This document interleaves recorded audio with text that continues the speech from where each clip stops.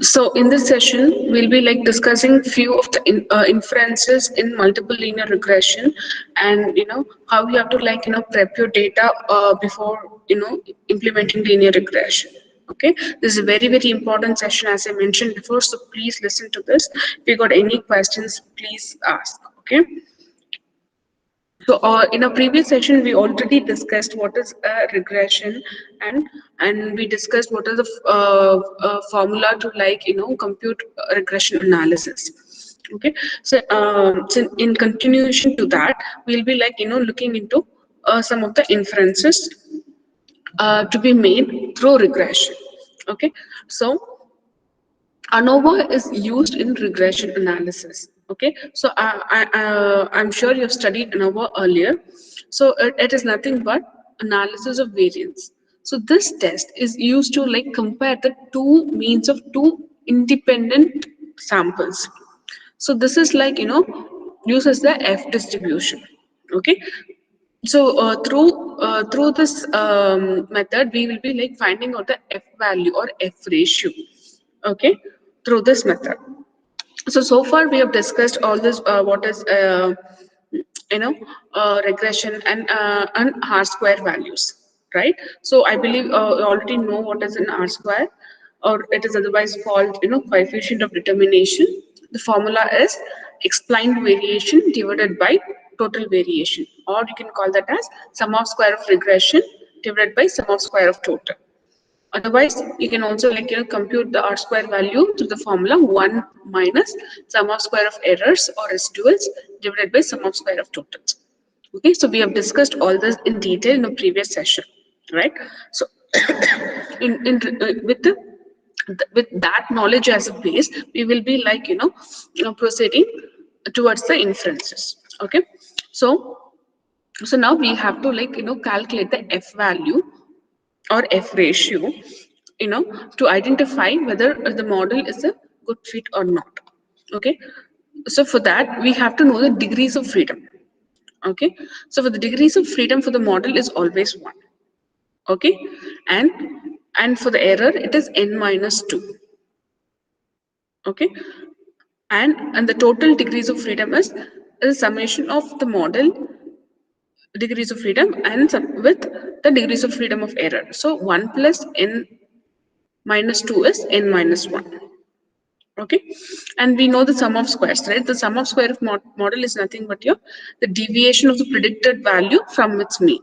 The summation of square of deviation of the predicted value from its mean. Whereas for the error, the summation of square of deviation of the actual value with the predicted value. It's a residual, right? Okay, and for the total, we know it's the deviation between the actual value with the mean. Okay, so we know the sum of squares, we have already discussed this. And how do we compute the mean square values? Okay, the mean square values for the model is SSM by DFM, which is, when you say SSM, the sum of squares of the model, this value divided by the degrees of freedom of the model. Okay, so that is here for the model it's always 1, so the sum of square value is always equal to the mean square values. So the mean sum of square of the model SSM, or SS, sometimes we call it as SSR, is always equal to the mean square values, whereas for the error it is sum of squares of errors divided by the degrees of freedom of the error. So it is n minus 2. So here n is nothing but your number of observations. Okay, and here the mean square value of total is the sum of square of total divided by degrees of freedom of the total. So this value, summation of square values of deviation between the actual value with its mean divided by n minus 1. Okay, which is your mean square values for the total. Okay, so the F value is calculated by dividing the mean square value of the model with mean square values of the error.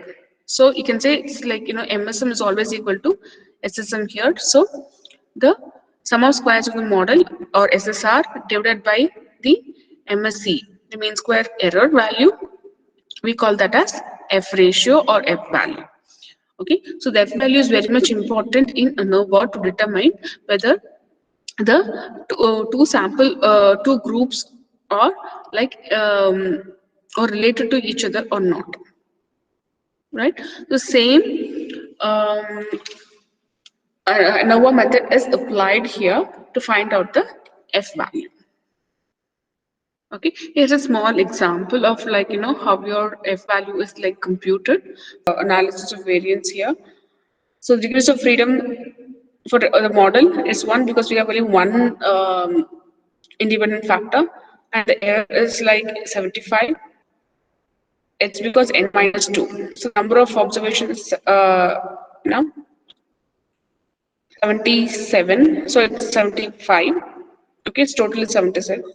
So you have like sum of squares values. Always sum of square values of the model or is always equal to the mean square values. Same, we discussed that.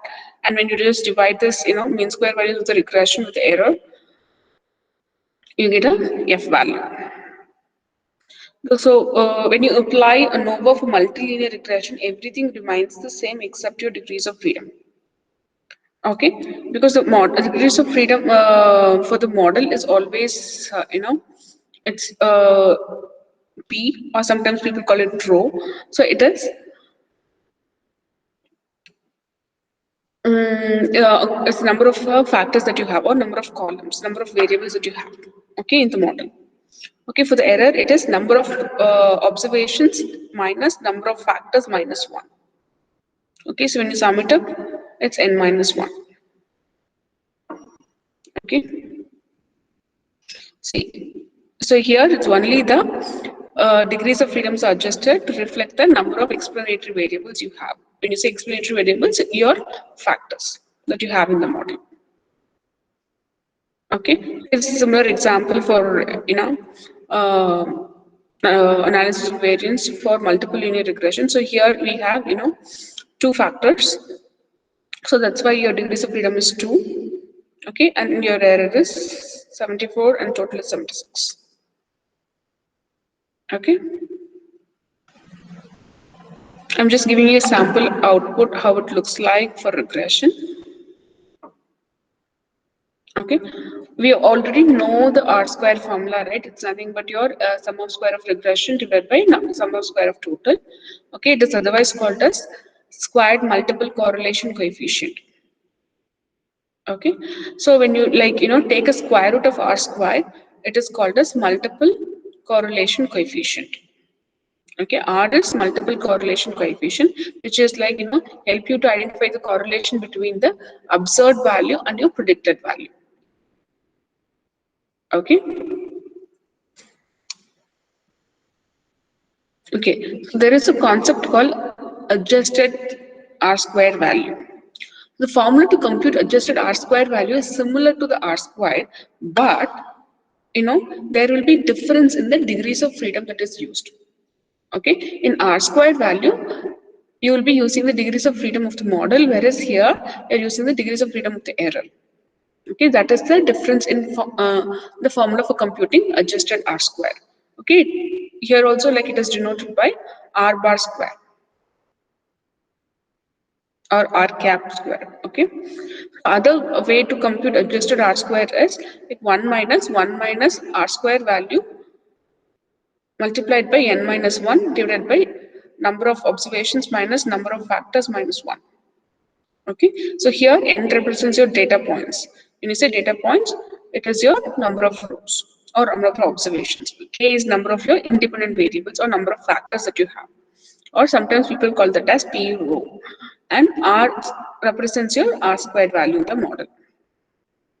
Okay, so people mostly rely on adjusted R square value in their model instead of going with R value.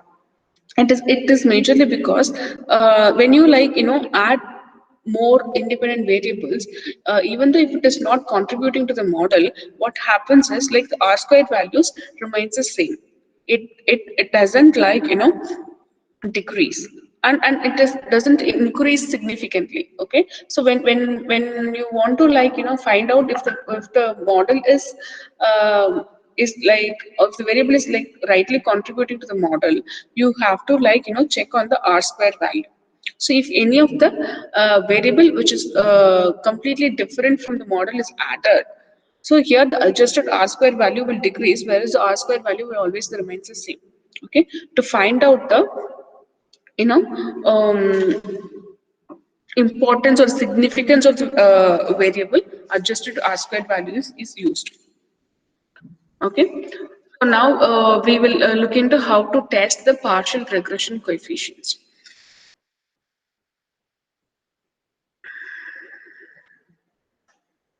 Okay, so here you will be having a concept of standardization. Okay, so imagine a data you have age, height, and weight. We all know age is measured in years, months, days, and height is measured in centimeter, and weight is measured in kilogram or pounds according to the metric system we use. So if you're if you're trying to find out a uh, your different variable with these factors, you know it is not a right method maybe, because you're here everything is like expressed in different formats, different measurement systems. So in order to make it standardized, we standardize our data. What do we do is, to standardize your data, first you have to calculate the mean and standard deviation for that particular variable. You compute mean and standard deviation, and then you know uh, uh, uh, for the data you subtract your mean, and then with that answer you divide by the standard error you get. Okay, so when you do that, you call that process as standardization. Okay, so it's expressed as x minus mu by sigma. Okay, where sigma is your standard deviation or standard error, mu is your mean. Okay, this is called as a z-score. Okay, always for that standardized variable, the mean will be 0 and standard deviation will be 1. Okay, okay, so in linear regression, we have like standardized coefficient and unstandardized coefficient. So when you're using standardized coefficient, you'll be able to measure that units in terms of your standard deviation or standard error. Okay, so for example, for one value, you have a value of 1.5 in your dependent variable. You can say for one change of standard deviation, there is a 1.5 deviation happening. Whereas in unstandardized coefficient, you can't represent that. You can just say if height increases by 10 centimeters and weight increases by 20 kg, this happens. But sometimes we really don't know the real relationship between this. Okay, so next is how we are going to deal with the categorical variables to compute multiple linear regression. Okay, for that we have to encode them into a uh, in a binary format. For example, if you have male and female in the gender category, you can just encode them 0 as male and 1 as female. So you can include them like that by through dummy variables as well. Okay, for S and no, you have 0 for no, 1 for S. You can do that. Okay, so but if you have K categories, more than 2 categories, so we have to go for K minus 1 dummy variables. For example, if a person is smoking or not, to find out that, we might have 3 different categories. 0 is a non-smoker, 1 is a former smoker, and 2 is a current smoker. So we have 3 categories here. So we have to create 2 dummy variables, because it is K minus 1 for multiple categories. So 3 minus 1 is 2. So we have to create 2 dummy variables. For example, if a person is a non-smoker, it is 0. So the dummy variable is 0, 0. For former smoker, 1 it is 1 0, and for current smoker it is 0 1. For example, if you have like um, 5 categories, so in that case you have to create 4 dummy variables. Okay, so we don't have to like do all that manually when you like go for different platforms. It is all automated. You just have to like call the function.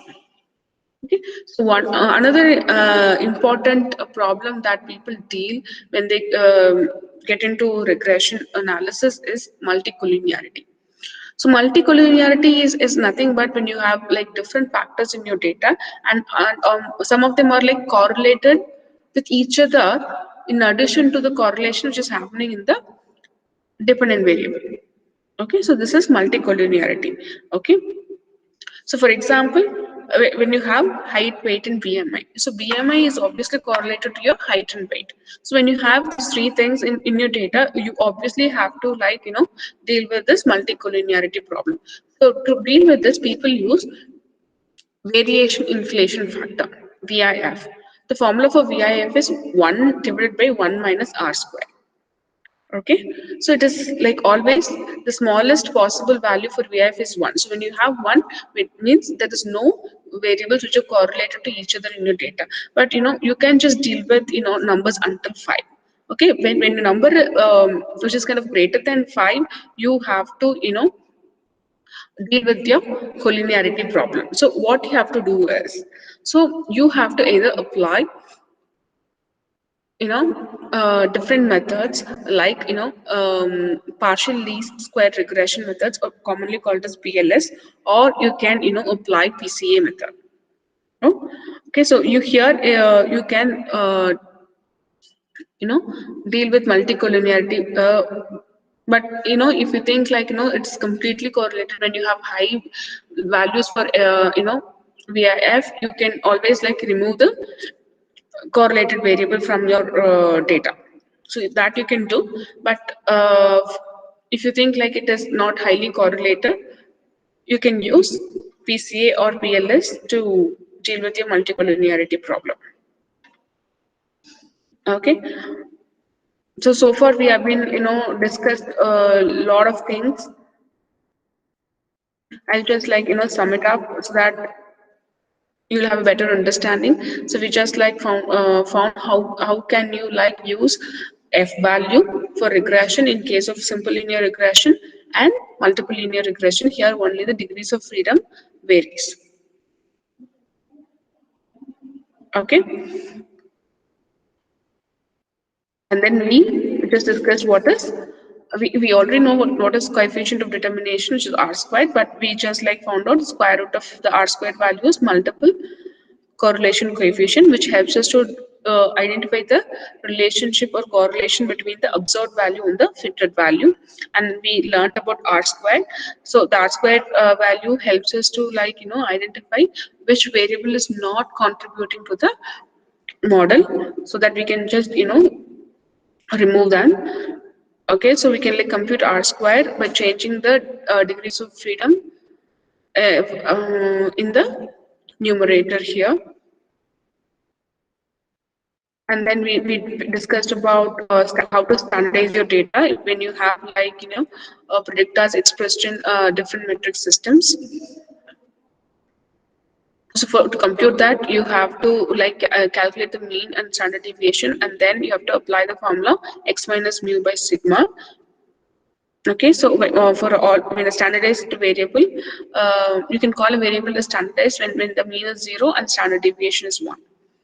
Okay, and we discussed about what is standardized coefficient and what is unstandardized coefficient, and then we dealt with how you can like deal with categorical data in computing multiple linear regression. So when you have to convert them into a dummy variables. So for binary variables, you can just like give us 0 and 1. Whereas like, for different categories, you have to go with the formula k minus 1 dummy variable. Okay, and then we discussed how we can deal with the multicollinearity problem. Multicollinearity is nothing but, when your model has as variables which are correlated to each other. So in that case, you have to go for, you have to deal with this multicollinearity by either removing the multicollinearity, the data with the too much correlation with each other, or you can apply PCA or PLS method. Okay, so don't worry about what is PCA, what is PLS. We'll be like looking into all of that in our next sessions. Okay, so hope you had a very good understanding on this. Uh, I think I have to get back to you on degrees of freedom. Yeah, we can do that in our next session. And apart from that, I think we are done with the session. If you got any questions, we can discuss right now.